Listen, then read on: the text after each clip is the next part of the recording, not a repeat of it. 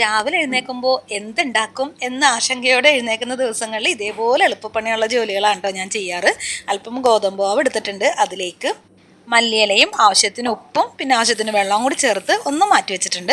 ഒരു പാൻ വെച്ചിട്ട് വെളുത്തുള്ളി, സവാള, അതിലേക്ക് മഞ്ഞൾപ്പൊടി, ചതച്ച മുളക് പൊടി, ഇതേപോലെ കുനുകുന അരിഞ്ഞ തക്കാളി, കൂട്ടത്തിൽ ലാസ്റ്റ് 2 മുട്ടയും കൂടി ചേർത്ത് ഒന്ന് മിക്സ് ചെയ്ത് മാറ്റി വെക്കുന്നുണ്ട് കേട്ടോ. നല്ല ഡ്രൈ ഫോം ആക്കിയാണ് എടുത്തിരിക്കുന്നത്.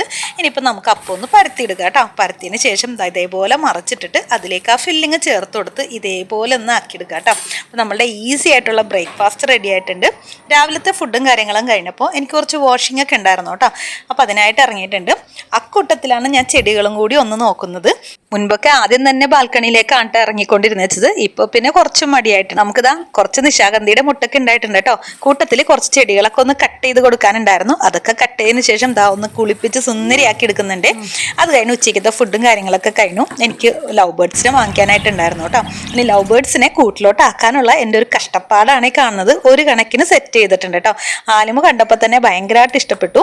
നമ്മളുടെ ഗേറ്റ് ആകെ പോയി കേട്ടോ. അതിൻ്റെ ഒരു വൈറ്റ് പാർട്ട് പൊടിഞ്ഞു പോരുമായിരുന്നു. അത് മാറ്റി ഒന്ന് പുതിയത് സെറ്റ് ചെയ്തിട്ടുണ്ട്. അപ്പോൾ ഇത്ര ഉള്ളട്ടെ ഇന്നത്തെ വീഡിയോ.